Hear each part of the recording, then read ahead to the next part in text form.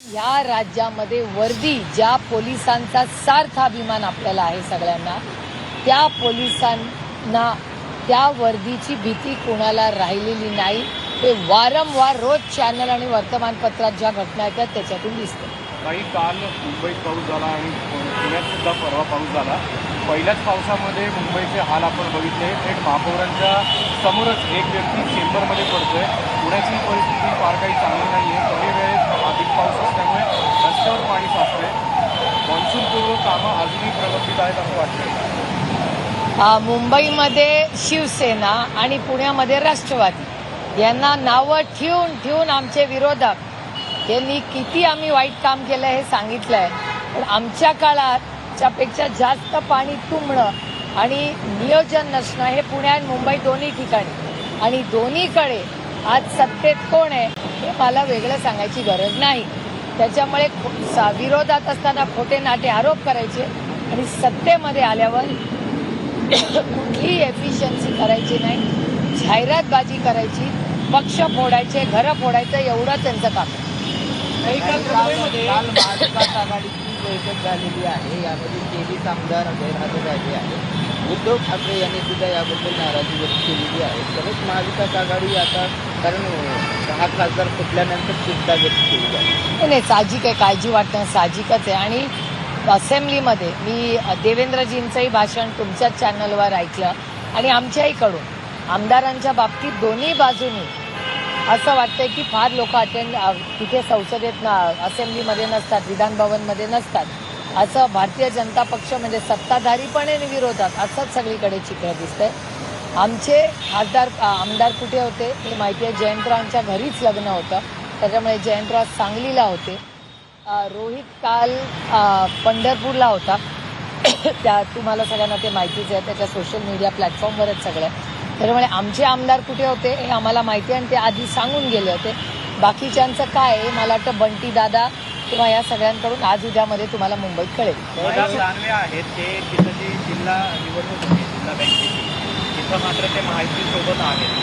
थेटपणे ते माहितीच्या बाजूनं लढतात. अंबादास दानवे ठाकरेंचे आमदार, एकीकडे हे खासदार फुटलेले आहेत. असं असताना पुन्हा ते माहितीसोबत महाविकास आघाडीमध्ये हे बघा, बँकेचं इलेक्शन हे सहकारचं इलेक्शन. अनेक वेळा आता तुम्ही ती मुंबईची बँक बघा, सगळ्या पक्षाचे लोक त्या आहेत. त्याच्यामुळे सहकारमध्ये राजकारण आणू नये अशी आमची, किंवा संस्थांमध्ये राजकारण आणू नये ही आमची नेहमीच भूमिका, भावना राहिलेली आहे. त्याच्यामुळे ह्या ठिकाणी एखाद्या बँकेत किंवा कुठल्याही सहकारी संस्थेमध्ये पक्ष हा बाहेरच असला पाहिजे आणि त्याच्यात कोणी काय करत असेल तर त्याच्यात फार काही आपण विचार करू नये. संभाजीनगरची एक बातमी आहे. संभाजीनगरमध्ये ना एका खाजगी शाळेमध्ये एका 23 वर्षीय मुलाला जी आहे ना ती मारहाण करण्यात आली आहे. त्या घटनेचे CCTV आले. पण गंभीर हे आहे ना की त्या मुलांच्या मारहाणीमध्ये ना म्हणजे 2 मुलांची भांडण आहे, पण कुठलाही प्रिन्सिपल कुठलाही शिक्षक तिथं नाही आहे. जर ते CCTV जर बघितलं ना तर आपल्या लक्षात येईल की शाळांना किती निष्काळजीपणा केला आहे. त्या सगळ्या प्रकरणात सरकारनं काहीतरी पाहावं, कारण ही दुसरी घटना आहे. गेल्या 6 महिन्यात याआधी एका खाजगी शाळेत असंच झालं. नाही, मला असं वाटतं की अशी घटना कुठल्याही शाळेत अर्थातच होऊ नये किंवा कुठल्याही संस्थेत होऊ नये. आणि या गोष्टी असतील तर तिथल्या पोलीस यंत्रणेने त्याच्यात जातीने लक्ष घातलं पाहिजे. सध्याचे खासदार एकनाथ शिंदेच्या शिवसेनेमध्ये गेले. अशी एक माहिती आहे की या खासदारांना एकनाथ शिंदेच्या पक्षामध्ये जाण्यासाठी फडणवीसांची शिष्टाई महत्त्वाची ठरली. अनेक खासदारांची इच्छा होती की आपण भाजपचं कमळ हाती घ्यावं. दिल्लीमध्ये काही ठरत नव्हतं, त्यामुळं या सगळ्या खासदारांना 6वा खासदार जो आहे तो एकनाथ शिंदेकडे जात नव्हता. म्हणून हे सगळं फडणवीसांनी शिष्टाई केली आणि ऑपरेशन टायगर सक्सेस झालं. मी तुम्हाला खरं सांगू का, मला एकच ह्याच्यात असं वाटतं की या देशामधून लोकशाही ही पूर्णपणे संपुष्टात आली आहे का असं वाटतं. घरं पक्ष फोडा. आता निवडून आले, 2-2.5 वर्ष झाले, 29 मध्ये आहे ना इलेक्शन. घाई कसली. आणि एखाद्या चांगल्या बिलसाठी, म्हणजे GSTचं बिलाचं उदाहरण घ्या. GSTचं बिल जेव्हा आलं तेव्हा एक मताने काँग्रेस पक्षाने मदत केली आणि भारतीय जनता पक्षाला, आणि एक मताने आम्ही ते बिल पास केलं. एखादं बिल पास करण्यासाठी तोडो फोडो जोडो हे करण्याची गरज आहे का? मग लोकशाही राहिली नाही आहे का या देशात? मग विरोधी पक्ष राहणारच नाही ना, सगळेच सत्तेमध्ये. मग लोकांसाठी, सर्वसामान्य मायबाप जनतेसाठी बोलणार कोण? अशी परिस्थिती झालेली आहे या देशामध्ये. महाविकास आघाडीचे 13 आमदार काल खरंच बैठकीला नव्हते का? त्यांची यादी समोर आल्या, तुम्ही काय फॉलोअप घेतले का? नाही आमचे राष्ट्रवादी काँग्रेस पक्ष याचे आमदारांचं शशिकांत शिंदेजींना कालच सगळं इन ॲडव्हान्सच माहिती होतं.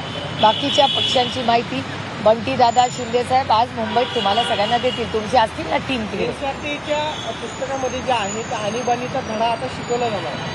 आता काय म्हणजे की या सगळ्या पाठ्यपुस्तकांमध्ये अशा पद्धतीचा अभ्यासक्रम येणं हे तुम्हाला योग्य वाटतं का? किंवा काही वेगळा प्रसार जो आहे तो या शिक्षण माध्यमातून करण्याचा हेतू आहे असं तुम्हाला वाटतं? हो, अर्थातच एनसीआरटीचा सातत्याने गैरवापर हा सरकार करते अशी भावना शिक्षण तज्ज्ञ मानतात. मी काही शिक्षण तज्ज्ञ नाही, पण शिक्षण तज्ज्ञांचे तुम्ही आर्टिकल्स वाचले, तुमचे लेख वाचले, तुम्ही त्यांची भाषणं ऐकली, तर त्या हे काय